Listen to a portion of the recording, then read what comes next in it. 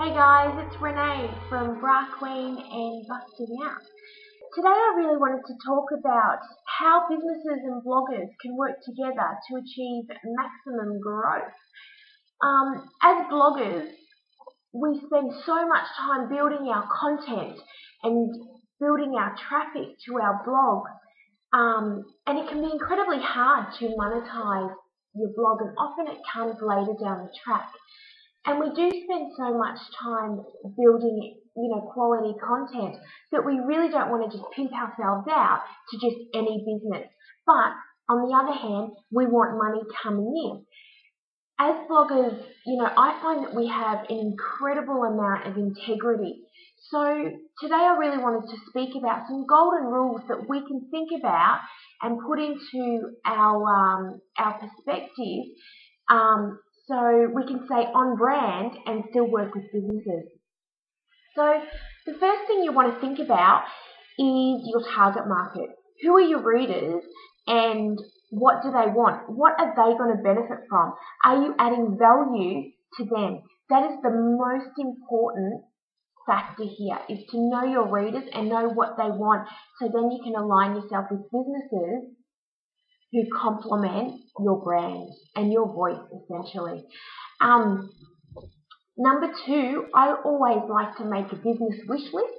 So once you know who your target market is, who your readers are, what you can do is write down businesses that you like, and then approach them, and then just make a goal for yourself, whether it be one a week or one a month. You can approach those businesses or try and get an introduction or a warm lead through a mutual party. What you also want to do is put together a media kit.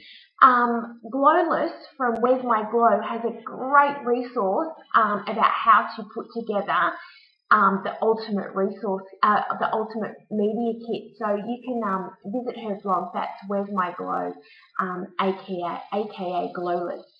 But pretty much in a nutshell, what you want to do is put together a small bio, what your blog is about, what you're willing to accept, so whether you do sponsored posts or reviews, whether they're paid or unpaid, your fees, your advertising, whatever it is, you want to put that in there. You also want to extend and write down how large is your community, and make sure you put down how large your community is on Facebook and Twitter and YouTube and everything else, because that expands their reach and their exposure as well. So you don't want to forget that. You really want to put it down to just one page, the bulk of it on one page, because everyone's time poor, so make it really easy for them. Also, what you want to do is put a PR page on your blog, so it makes it really easy for businesses to find out whether you do actually work with businesses or not.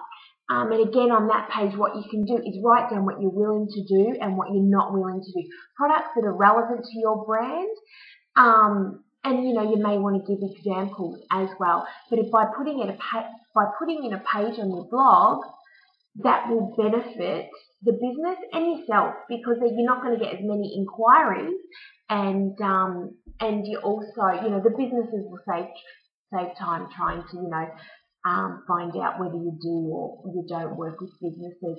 Because believe me, businesses are approaching bloggers now more than ever, because we've got a massive amount of media coverage lately around this topic. So and businesses are very much aware of the benefits and the value that they can get from working with bloggers. So that's something to bear in mind as well. What you also want to think about is romancing the business.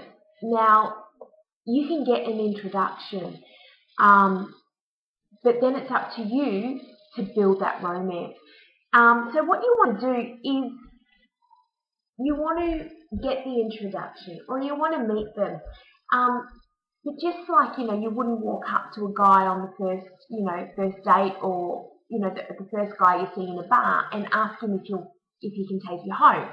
Yeah, so what you want to do is have a conversation. Do you like them? Do they like you?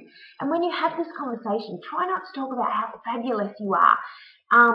As tempting as that is, you really want to listen to them and see what they're looking for in their business, and then you've got a direct angle that you can go in because you know exactly what they're after, and you can hone in on that when you're putting your proposal together or in in follow-up meetings as well.